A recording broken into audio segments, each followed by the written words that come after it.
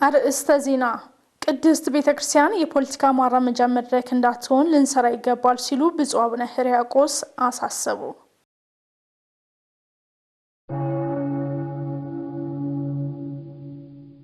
ከከተራና ጥምቀት ማክበሪያ ቦታዎች ጋር ተያይዞ ለሚነሱ ጥያቄዎች ዘላቂ መፍትሄ ለመስጠት እየሰራን ነው ሲሉ የአዲስ አበባ ሰላምና ጸጥታ ቢሮ ወይዘሮ ሊዲያ ግርማ ተናገሩ።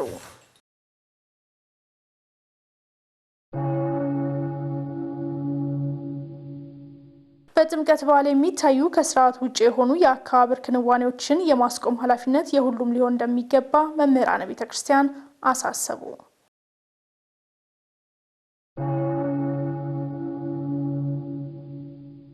ጤና ይስጥልኝ ተመልካቾቻችን፣ የዕለቱን አብይ ዜና ይዘንላችሁ ቀርበናል። በዛሬው የዕለቱ የአብይ ዜና በልዩነት የጥምቀት ዘገባዎችን ወደ እናንተ የምናቀርብ ይሆናል። ዜናዎቹን በመምራት በኩል ኤልሳይት አብራችሁ ቆይታ ማድረግ ይሆናል። ከዜናዎቹ ጋር አብራችሁን ትሆኑ ዘንድ በአክብሮት ጋበዝን። ቅድስት ቤተክርስቲያን የፖለቲካ ማራመጃ መድረክ እንዳትሆን ልንሰራ ይገባል ሲሉ ብፁዕ አቡነ ሕርያቆስ አሳሰቡ። ብፁዕነታቸው በዓለ ጥምቀትን ምክንያት በማድረግ የፖለቲካና የግል ጥቅማቸውን ለማስፈጸም የሚሰሩ አንዳንድ ግለሰቦች መኖራቸውን በማንሳት ከድርጊታቸው ሊታረሙ ይገባል ብለዋል። ዲያቆን ኤርሚያስ ደባሱ ተጨማሪ ዘገባ አለው። የቅድስት ሥላሴ አንድነትና ሶስትነት የተገለጸበት በባሕረ ዮርዳኖስ ተቀብሮ የነበረ የአዳም የዕዳ ደብዳቤ የተቀደደበትና ዳግመኛ የምንወለድበት ረቂቅ ልደት የተገኘበት በዓል ነው። በዓለ ጥምቀት በኢትዮጵያ ኦርቶዶክስ ተዋሕዶ ቤተክርስቲያን በድምቀት የሚከበረውና በዓለም የትምህርት የሳይንስና የባህል መዝገብ ላይ የሰፈረው ይህ በዓል ሃይማኖታዊ እንጂ ፖለቲካዊ ጉዳዮች የሚተላለፉበት ሊሆን እንደማይገባ የአዲስ አበባ የሀዲያና ስልጤ አህጉረ ስብከት ሊቀ ጳጳስ ብፁዕ አቡነ ሕርያቆስ አሳስበዋል። የፖለቲካ አጀንዳ ያለበት የሚመስል ነገር እንዳይኖር በአውደ ምሕረት አስቀድሞ በተለይ መድረክ ላይ ያላችሁ ሰባኪያነ ወንጌል፣ የአድባራት የገዳማት አስተዳዳሪዎች ቶሎ መልእክት ማስተላለፍ ያስፈልጋል። የማንም ሰው የራሱን የፖለቲካ ርዕዮት ማራመድ ይችላል፣ መብቱ ነው። አታድርግም አንልም። ይሄ እኛን አይመለከትም። የምርጫ ቦርድ ወይም የሌላ መስሪያ ቤት ኃላፊነትና ግዴታ ነው። ነገር ግን ቤተ ክርስቲያናችን የፖለቲካ መንፈስ ማራመጃ መድረክ አይደለችም ብሎ ይህንን መግለጽ ነው። ብፁዕነታቸው አክለውም ከበዓሉ ጋር ተቃርኖ ያላቸው ጉዳዮችን ማንሳት እንደማይገባ በአጽንኦት አሳስበዋል። ሰላማዊ በዓል ለማክበር ኦርቶዶክሳዊ ስርዓትንና መልእክትን ብቻ የያዙ ጽሑፎችን በማስቀመጥ ቅድም ሲነገር እንደነበረው በዚሁ መልኩ ብቻ ስራው እንዲሰራ ማድረግ ያስፈልጋል። በተጨማሪም ከሰዓት አጠቃቀም ጋር ተያይዞ መስተካከል የሚገባቸውን ጉዳዮችም አንስተዋል። የሰዓት አጠቃቀምን በተመለከተ በተቀመጠው የጊዜ ሰሌዳ መሰረት መርሃ ግብሩ ወጥቶ አዲስ አበባ ሀገረ ስብከት ካህናት አስተዳደር ክፍል ያለ ይመስለኛል። ከዛ በመውሰድ ተመሳሳይ የሆነ ሰዓት ላይ ወጥተን መግባት ይኖርብናል። ባለይ መረጃ ግን የከተራ ዕለት 8 ሰዓት ሲሆን ታቦተ ሕጉ ከመንበረ ክብሩ እንደሚነሳና 11 ሰዓት ድረስ ዛ ፕሮግራሙ ቦታ ላይ እንደሚደርስ የተቀመጠ ይመስለኛል። ይሄንን በመርሃ ግብሩ መሰረት ማከናወን ያስፈልጋል። ከቃና ዘገሊላ በዓል ጋር በተያያዘ ግን እጅግ በጣም ኦርቶዶክሳዊ ስርዓትን በለቀቀ መልኩ እስከ ምሽቱ 12 ሰዓት 1 ሰዓት ድረስ ካህናት እየተጎዱ የሚያቆዩ ወጣቶች ስላሉ አስቀድሞ ከነሱ ጋር በየደብራችሁ መልእክት ብትለዋወጡና ብትነጋገሩ የተሻለ ይመስለኛል። ከከተራና ከጥምቀት ማክበሪያ ቦታዎች ጋር ተያይዞ ለሚነሱ ጥያቄዎች ዘላቂ መፍትሄ ለመስጠት እየተሰራ ነው ሲሉ ወይዘሮ ሊዲያ ግርማ ተናገሩ። ከዚሁ ጋር ተያይዞ ለተነሳላቸው ጥያቄ ምላሽ ተሰጥተዋል። ተመስገን ፈቃዱ እኛ ወይየቲናኒ መንግስት ጋር አብረን እየሰራን እስካሁን ሰዓት ድረስ ቆይተን ነገር ግን በመጨረሻው ሰዓት የአካባቢ ጸጥታ ክፍለ ከተማው ታቦት እንዲወጣ ትእዛዝ አልደረሰንም በሚል ተከልክለን እንገኛለንና ይህ መፍትሄ እንዲሰጠን ከእግረ መስቀሉ ስር ዝቅ ብዬ እጠይቃለሁ። ሳይ ተሻለ የዛሬ ዓመት 33,000 ካሬ ሜትር ቦታ ነበረው። በአሁኑ ጊዜ ግን ምንም አይነት እስካሁን ድረስ የተረጋገጠ ቦታ ነው የምታድሩት የሚባል ቦታ ስላልተሰጠን እንደ መንግስት እና እንደ ሀገረ ስብከት ይታሰብበታል ብዬ አስባለሁ።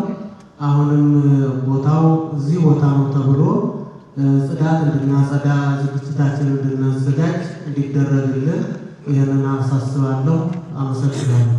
በዛሬው ዕለት በድምቀት እየተከበረ የሚገኘው ባለ ጥምቀት ሃይማኖታዊ ስርዓቱን ጠብቆ ይከበር ዘንድ በተካሄደው የውይይት መርሃ ግብር ላይ ከተነሱ ጉዳዮች መካከል ቀደም ሲል ያደመጥናቸው የታቦተ ሕግጋቱ ማደሪያና የይዞታ ማረጋገጫ ይገኙበታል። ለተነሱት ጥያቄዎችም ወደፊት ዘላቂ መፍትሄ እንደሚሰጥ ቃል የገቡት የአዲስ አበባ የሰላምና ጸጥታ ቢሮ ኃላፊ ወይዘሮ ሊዲያ ግርማ ናቸው።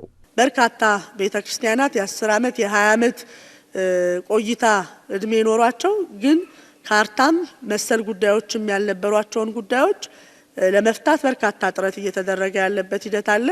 አሁንም እነዛ ጥያቄዎች ያሉባቸው አድባራት ገዳማት ላይ ከተማ አስተዳደሩ ተራ በተራ ስኬጁል እያደረገ ምላሽ እየሰጠ ያለበት ሂደት አለ። ከጥምቀተ ባህር ቦታም ከታቦት ማደሪያም ጋር በተያያዘ ያሉ ጥያቄዎችንም በተመሳሳይ እንደዚሁ ትኩረት እያተደረገ ምላሽ እየተሰጠበት ያለበት ሂደት አለ። አሁንም በቀጣይ ትኩረት የሚሰጣቸው ጉዳዮች ይኖራሉ ማለት ነው። ከዚህ አንጻር የጀሞ ገብርኤል ላይ እንደተባለው ችግር ገጥሞናል። ቦታው ላይ የአርሶ አደር ቦታ ከመሆኑ ጋር በተያያዘ ባለፈው ዓመትም ትዝ የሚላችሁ ከሆነ አርሶ አደሮች የዘሩትን ዘር አሳጭደን ነው ታቦት እንዲወጣ ያደረግን የነበረው። እውነት ለመናገር ከዛ በኋላ በደንብ ትኩረት ሰጥተን በጋራ መፍትሄ መስጠት ነበረብን። ለአሁኑ ራስ ምታት መፈጠር አልነበረበትም። ያ መሆን አልቻለም። ግን ቃል ምገባው ከጥምቀት ካለፈ በኋላ ከጀሞ ገብርኤል ጋር በተያያዘ የሚነሱ ጉዳዮችን ለአንዴና ለመጨረሻ መፍትሄ የሚሰጥበትን ጉዳይ የሚመቻች ይሆናል። ለአሁኑ ግን እንቅፋት እንዳይፈጠር ግን ለአሁኑ ግን ቅድም መምህር ዳዊት እንዳነሱት ምላሽ ተሰጥቷል። የበዓሉን ሃይማኖታዊ የሚሆን ማህበራዊ እሴቶችን ለማጥፋት የሚንቀሳቀሱ አካላት ላይ እርምጃ እንደሚወስድ ያሳወቁት የአዲስ አበባ ፖሊስ ኮሚሽን መምሪያ ጠቅላይ አዛዥ በበኩላቸው ያለምንም የጸጥታ ችግር እንዲከበር አስፈላጊው ቅድመ ዝግጅት መደረጉን አሳውቀዋል። እንደ ከተማውም እንደ አገሪቱን የሚመስል በቴክኖሎጂ የታገዘ ጥበቃ ስለምናረግ የከፋ የጸጥታ ችግርም ያጋጥማል ብለን አናስብም። በጣም በዘመነ መንገድ በአንድ ማዕከል ሆኖ እያንዳንዱ ቦታ ላይ ያሉ እንቅስቃሴዎች ምንመራበት ምንቆጣጠርበት ምልክቶችን ሲታዩ በናርምበት መንገድ ነው የሚኖረው። በጥምቀት በዓል የሚታዩ ከስርዓቱ ውጭ የሆኑ የአከባበር ክንዋኔዎችን የማስቆም ኃላፊነት የሁሉም ሊሆን እንደሚገባ መምህራነ ቤተክርስቲያን አሳሰቡ። ለዚህም በአንዳንድ ምዕመናን ላይ የሚስተዋሉ የበዓል አከባበር ከመንፈሳዊነታቸው የራቁ መሆናቸውም ተመላክተዋል። ሀብቴ ብርሃኑ ተጨማሪ አለው። የጥምቀት በዓል በኢትዮጵያ ኦርቶዶክስ ተዋሕዶ ቤተክርስቲያን አበይት በዓላት አንዱና ኦርቶዶክሳዊ ትውፊቱን የጠበቀ ሆኖ ዛሬ ላይ ደርሷል። ነገር ግን በአሁኑ ጊዜ በአከባበሩ ላይ ከሚስተዋሉ ክፍተቶች መካከል ከክርስቲያናዊ ሕይወት የራቀና መንፈሳዊ ትሩፋት የሌላቸው ተግባራት ይገኙበታል። እነዚህም ቅድስት ቤተክርስቲያን ከምትቀበለው የሐዋርያት ትምህርትና ስርዓት ውጪ መሆኑን መምህር ዮናስ ታደሰ ተናግረዋል። ቤተክርስቲያናችን የስርዓትም የቀኖናም የደጉማም አስተምህሮ ባለሀብት ናት። በቀጥታ ከቅዱሳን ሐዋርያት ተያይዞ የመጣውን ትምህርት የምትከተል የምትቀበል የምታምን በዛም ስርዓት የምትመራ ናት እና በዛን ወቅት ግን አንዳንድ ነገሮችን እናያለን። ሁላችንም ከዓለም ከሰማያዊ ይልቅ ምድራዊው ከመንፈሳዊ ይልቅ ስጋዊው ነገር አሸንፏቸው አብዛኛውን ነገር ለስጋ የተመቹ ለስሜት የተመቹ የበዓል አከባበር ስርዓቶችን እናያቸዋለን። ከእንቅስቃሴውም በለው ጭፈራውም ብዙ ናቸው እና እነዚህ ከቤተክርስቲያን አስተምህሮም ከሃይማኖትም እይታም በትክክል እንዳልሆኑ ማንም ያውቃል። ድርጊቱ ፈጻሚዎችም ሳይቀሩ ያውቁታል። ነገር ግን ቀደም እንዳልኩት ከመንፈሳዊ ይልቅ ስጋዊ ነገር እያሸነፈ ስለመጣ በዛ ምክንያት እያደረጉት ይመስለኛል። ከቤተክርስቲያን ስርዓት ያፈነገጡ ተግባራት መበራከት ሰዎች ከበዓሉ የሚያገኙትን በረከት የሚያሳጣ ሊሆን እንደሚችል አንስተዋል። አንደኛ በቀጥታ የሰማያዊውን ስርዓት መተው ወደ ምድራዊ ስርዓት መከተል የሰማያዊ መንፈሳዊውን ህይወት መተው ስጋዊውን የሆነው የምድራዊውን አካሄድ መከተል ለስሜት መገዛቶች ወደዛ ይመጣል ሰውና ከዛ በኋላ የመንፈሳዊ ነገር ሲቀር የመጨረሻውን ተስፋ የምናደርገውንም የእግዚአብሔር መንግስት እየቀረ ይመጣል ማለት ነው።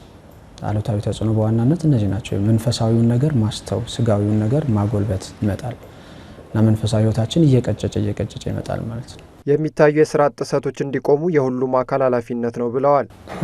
እነዚህን ነገሮች የሚከላከል እገሌ ነው ብለን ለግለሰብ የምንሰጠው አይደለም። እያንዳንዳችን ክርስቲያኖች እያንዳንዱ ህዝበ ክርስቲያን የኦርቶዶክስ እምነት ተዋህዶ ተከታይ የሆነ በሙሉ ኃላፊነት አለበት። እንደ ቅደም ተከተል በተዋረድ ይዘነው እንነጋገር ከተባለ ግን ከላይ ጀምሮ ከቅዱስ ሲኖዶስ ጀምሮ ከሊቃውንት ጉባኤ ጀምሮ ያለውን ከአጥቢያ ቤተክርስቲያን አስተዳደርና ጸሐፊዎች ሁሉ ካህናት፣ አገልጋዮች፣ ዲያቆናት፣ ሰንበት ትምህርት ቤቱ ምእመናን በሙሉ ኃላፊነት አለባቸው። የሰማያዊን ህይወት መርሳት የለብንም ሁላችንም። ከተራ መገደብ የሚል ትርጉምን የያዘ ሃይማኖታዊ ታሪካዊና ምሳሌነት ያለው በዓል ነው። ምእመናን በዓሉን መንፈሳዊ በሆነ ኦርቶዶክሳዊ ስነ ስርዓት ውስጥ ማክበር እንደሚገባቸው ተመላክቷል ሲል ባልደረባችን ናኦም ገብረ ኪዳን ተከታዩን ዘገባ አሰናድተዋል። ታቦተ ሕጉ ከቤተ መቅደስ ወጥቶ ውሃ ባለበት አካባቢ ያድራል። ምእመናንም በወንዝ ዳር ወይም በምንጭ አካባቢ ድንኳን ይተክላሉ። ወንዝ ወይም የምንጭ ውሃም ይገደባል፣ ይከተራል። ይህም ስርዓት ከተራ የሚል ስያሜ ተሰጥቶታል። የከተራን ምንነት መምህር ስሜነህ ቸሪ ያብራራሉ። ከተራ መገደብ፣ ማቆም፣ ማገድ፣ መክበብ ተብሎ ነው የሚተረጎመው። መነሻው የግዕዝ ቃል ነው። ይህን ቃል የምንጠቀመው የጥምቀት ዋዜማ በ10 የጾመ ገሃድን በምናስብበት ዕለት ነው። በዚህ ዕለት ስርዓቱ ሁሉ ሃይማኖታዊ ታሪክና ምሳሌ ያለው የቃል ኪዳኑን ታቦት አክብሮ መጓዝና ወደ ወንዝ መውረድ የተጀመረው በአሮን ልጅ በአልዓዛር ጊዜ ነው። በዚህ መነሻነት በሀገራችን የከተራ በዓል መቼ መከበር እንደጀመረ መምህር ስሜነህ ያብራራሉ። በአጼ ገብረ መስቀል ነው። በአባ ሰላማ ጊዜ በአጼ ገብረ መስቀል ዘመነ መንግስት ተጀመረ። ከዛ በኋላ ግን እያደገ ነው የመጣው። ጧት ሄደው ማታ የመመለስ ነበረ። ኋላ ላይ ግን አድሮ መመለስ፣ ከዛም በኋላ ደግሞ አድሮም ደግሞ በተመሳሳይ አቅጣጫ እንዳይመለሱ። ለምሳሌ አጼ ናዖድ በኦሪት ላይ የተጻፈ አለ። ሌዋውያን ታቦቱን ተሸክመው ባለፉ ጊዜ ባያችኋቸው ጊዜ ተከተሏቸው ብሎ እንደተናገረው አክብረው ማንም ምእመን የሆነ ሁሉ አማኝ የሆነ ሁሉ ታቦቱን አክብሮ አጅቦ በእልልታ በሆታ እንዲሄድ አጼ ናዖድ አዋጅ አውጥተዋል። በአጠቃላይ የጥምቀት በዓልን መንፈሳዊ በሆነ መልኩ ማክበር ይገባል በማለት መምህሩ ተከታዩን መልእክት አስተላልፈዋል። አጼ ናዖድ እንዳወጁት ነው። ዓላማው ታቦቱን ማጀብ፣ ማመስገን፣ የተደረገልንን ውለታ ማሰብ ነው። ባለ ተሐውሶ ነው የሚባለው። ጌታችን ተጠምቋል፣ የዕዳ ደብዳቤያችንን ቀዶልናል፣ ምስጢረ ሥላሴ ተገልጧል እያልን ያንን እያስታወስን በውስጣችን ነው ማክበር ያለብን እንጂ ስጋዊ ደስታ ነው። በእርግጥ ስጋዊ ደስታ ግን አይደለም። በዋናነት መንፈሳዊ ደስታ ነው ሊሰማን የሚገባው። በረከት እናገኛለን፣ እግዚአብሔርን እናመሰግናለን ብለን በእልልታ በምስጋና ያንን በዓሉን ከውስጣችን አድርገን በማሰብ ነው እንጂ በዓለም እንደሚደረገው በዓል የጭፈራ፣ የመዳራት፣ የመጠጥ፣ የስካር መሆን የለበትም ነው። የጥምቀት በዓልን ምክንያት በማድረግ የሚስተዋሉ የቅዱሳት ስዕላት አጠቃቀም ችግሮችን ማስተካከል እንደሚገባ ተጠቆመ። ቅዱሳት ስዕላትን ባልተገባ ቦታ ማሳተምና መጠቀም ተገቢ አለመሆኑ ተመላክቷል ሲል ዲያቆን ኤርሚያስ ደባሱ ተከታዩን ዘገባ አሰናድቶልናል። ተከታትለን እንመለስ።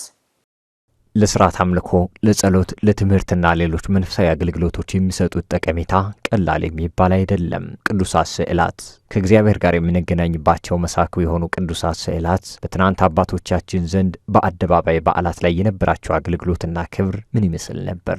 በፊት በንግስ ሰዓት እንዲሁ ደግሞ አደባባይ በዓላት የምንላቸው እንደነ ጥምቀት ያሉ በዓላት ላይ ቅዱሳት ስዕላትን ይዞ መውጣት የነበረ ልማድ ነው፣ ትውፊትም ነው። ግን እንዴት ነበር የሚወጡ የነበረው የሚለው ነው መሰረታዊ ጥያቄ ማለት ነው። እና አባቶቻችን ክብረ በዓላት ሲደረግ ለምሳሌ ታቦታት ሲወጡ በከበረ ፍሬም አድርገው ዲያቆናቱ ያውም ሌላ ሰው አይዝም፣ ዲያቆናቱ በክብር ይዘው በእጆቻቸው አብረው ከታቦቱ ፊት ይዞሩ ነበር። ይሄ የታወቀ የበዓል ስርዓታችን ነው። እንዲሁ ደግሞ የአደባባይ በዓላት እንደ ጥምቀት ደግሞ ከፍ ያሉ እንደ ሰንደቅ የሆኑ እላያቸው ላይ ጨርቃቸው ላይ አሁን በእንጦጦ ማርያም ብንሄድ እንደዚህ ይሄ የአድዋ ዘመቻ ሲኖር እንደዚህ ትላልቅ ክብረ በዓላት ሲኖሩ የንግስ በዓላት ሲኖሩ ከፊት ለፊት የሚያያዙ የሚንጠለጠሉ ጨርቅ ላይ እላያቸው ላይ ግን በስዕል ተስለው ሳይሆን በጥልፍ በሙካሽ ተጠልፈው ቅዱሳት ስዕላትን ከፊት ለፊት ከፍ ብሎ እንዲታዩ ተደርገው ይወጡ ነበር። ግን ምንድነው ያ ክብራቸውን በሚመጥን መንገድ እና ለቅዱሳት ስዕላት በሚሰጠው ክብር ከፍ አድርጎ በማሳየት አንፃር እንደዛ ተደርገው ይወጡ ነበር። ያ በራሱ የቆየ የቤተክርስቲያናችን ትውፊት ነው። ይሁን እንጂ ዛሬ ላይ የትናንት ስርዓቱና የቅዱሳት ስዕላትንም ክብር ባልጠበቀ መልኩ ተገቢ ባልሆኑ ቦታዎች ላይ መጠቀም እየተለመደ የመጣ ስህተት መሆኑን ያነሱት ሰዓሊ ዘሪሁን ገብረወልድ አብዛኞቹ ደግሞ ስርዓቱን ያልጠበቁ ስዕላት መሆናቸው ተጨማሪ ስህተቶችን እንደሚፈጥሩም ገልጸዋል። ይሄኛው በዘመናችን እየተከሰተ ያለው ግን ያኛውን ትውፊት በተቃራኒ ክብራቸውን በሚመጥን መንገድ አይደለም እየተጠቀምናቸው ያለው። የአባቶቻችን ይጠቀሙበት የነበረው መንገድ እኛ በጥሩ ሁኔታ ማስፋፋት ስንችል እኛ ግን በየጥጋጥጉ ላይ ቀድሞ ሽንት የሚሸናባቸው ቦታዎች ላይ ስዕሎችን መለጠፍ፣ ታቦት ያልፋል ተብሎ የሚታሰብበት ቦታ ላይ ሁሉ ማንም ሰው ዞር ብሎ ለማያያቸው ቦታዎች ላይ በባነር በማሳተም እንዲሁም ደግሞ ቲሸርት ላይ በማሳተም በጣም ጸያፍ በሆነ መንገድ ነው እየተጠቀምናቸው ያለ ነው። መንፈሱ በቀናነት ቢሆንም አደራረጋችን ግን ስርዓት ካልያዘ ኋላ ላይ እኛንም የሚያስቀስፍ የሚያስነቅፍ ይሆናል። በተለይም የአደባባይ በዓላትን ምክንያት በማድረግ የሚስተዋሉ የቅዱሳት ስዕላት አጠቃቀም ችግሮችን ማስተካከል እንደሚገባ የጠቆሙት ሰዓሊ ዘሪሁን የሚከተለውን የመፍትሄ ሀሳብ አጋርተውናል። መፍትሄው አንደኛ አባቶች ዝም ባይሉ፣ በቤተክርስቲያን ቀላልና ተራ የሚባል ነገር የለም። ስለዚህ ጥሩ ያልሆኑ ነገሮች ሲታዩ አንደኛ የሚመለከታቸው አባቶች እነዚህን ወንድሞችና እህቶችን ቀረብ ብለው ሀሳብ አስተያየት እና ምክርና ተግሳጽ በመስጠት ወደ ተሻለ ነገር ይሄ ነገር ተሽሎ መቅረብ የሚችልበትን ስርዓት ጠብቆ መቅረብ የሚችልበትን መንገድ ከታሰበ ከባድ ነው ብዬ አላስብም። ግን ምንድነው ተረጋግቶ ማሰብ ያስፈልጋል። ከስሜት የጸዳ ሀሳብ ያስፈልጋልና አባቶች እነዚህን ወንድሞች ወጣቶችን ወደ መስመር ወደ ሀሳብ የሚመጡበት መንገድ ዝም ባይሉ። ተመልካቾቻችን ዜናዎቻችን እንደቀጠሉ ይገኛሉ። በአደባባይ የሚከበሩ ሃይማኖታዊ በዓላት በዘመን አመጣሽ ባህላት እንዳይበረዙ ጥንቃቄ ሊደረግ እንደሚገባ ተነገረ። በዚህም መምህራነ ቤተክርስቲያን ለምዕመናን ስለ በዓላቱ በቂ የሆነ ግንዛቤ ሊሰጡ ይገባልም ተብሏል። ሀብቴ ብርሃኑ ቅድስት ቤተ ክርስቲያን በአደባባይ ከምታከብራቸውና በዩኔስኮ በማይዳሰስ ቅርስነት ከተመዘገቡት በዓላት መካከል የጌታችን መድኃኒታችን የኢየሱስ ክርስቶስ የብርሃነ ጥምቀት በዓል ተጠቃሽ ነው። ይህም በዓል ከመንፈሳዊ እሴቱ ባሻገር በምዕመናን ዘንድ ያለው የማህበራዊ መስተጋብር በማጠናከር ረገድ ድርሻው የጎላ ነው። በጉዳዩ ዙሪያ ከጣቢያችን ጋር ቆይታ ያደረጉት መምህር ፍስሐ ተስፋዬ ባህላዊና ማህበራዊ እሴትን በማጎልበት በኩል የጥምቀት በዓል ሚና ከፍተኛ ነው ብለዋል። በህብረተሰቡ ዘንድም ትልቅ የሆነ አስተዋጽኦ አለው። ብዙ ሰዎችን ያቀራርባል። እንደው ከእምነቱ ባሻገር ያሉ ከእምነታችን ከኦርቶዶክስ ተዋህዶ ውጪ ያሉ ሰዎች ራሱ በፍቅር በአንድነት ይመለከቱታል። ሳቢ የሆነ በዓል ነው ማለት ነው። ስለዚህ ማህበራዊ ግንኙነትንም ራሱ እጅግ በጣም የሚያጠነክር በዓል ነው ማለት ነው። ይህ በእንዲህ እንዳለ የጎብኚዎቹን የፍሰት ቁጥር በመጨመር ሀገር ከቱሪዝም ዘርፍ የምታገኘውን ገቢ ከፍ እንደሚያደርግ ጠቁመዋል። በብዙ መንገድ ብንሄድ በትምህርት ሚኒስቴር ከመቋቋሙ በፊት በጤና ሚኒስቴሮች እነዚህ ከመቋቋማቸው በፊት እነዚህን ሁሉ ሸፍና የኖረች ያለች አሁንም ያለች ናት። ስለዚህ ያ ማንነቷ ያ ነገር አሁንም የቀጠለ ነው ማለት ነው። ስለዚህ ምጣኔ ሀብቱ እንቅስቃሴ ውስጥ ላይ አስተዋጽኦ እጅግ በጣም የጎላ ነው ማለት ነው። ምክንያቱም እንደሚታወቀው የተለያዩ ሰዎች ከውጭም ከሀገር ውስጥም እንደ ወጥተው የማያውቁ ሰዎች ራሱ በጥምቀት ነው የሚወጡት ከሀገር ውስጥ እንኳን በብዛት። ስለዚህ እነዛ ሁሉ በሚንቀሳቀሱበት ጊዜ በሆቴል ውስጥ ሊሆን ይችላል፣ በተለያዩ ቦታዎች ሊሆን ይችላል፣ የሚጎበኙ ቦታዎች ሊሆን ይችላል። እነዚህን ሁሉ በመጎብኘት ብዙ ገቢዎችን የሚመለከተው አካል ያገኛል ማለት ነው። መምህሩ በንግግራቸው ይህ አደባባይ በዓል በዘመን አመጣሽ በዓል እንዳይበረዝ ጥንቃቄ መደረግ አለበት ሲሉ አሳስበዋል። ኦርቶዶክሳውያን ሳይቀሩ በእውነት በማወቅም ይሁን ባለማወቅ ከበዓሉ በተቃራኒ የቆሙ ይመስላል እና ባህላዊ ጭፈራዎች፣ ዘፈኖች ይበልጡታል።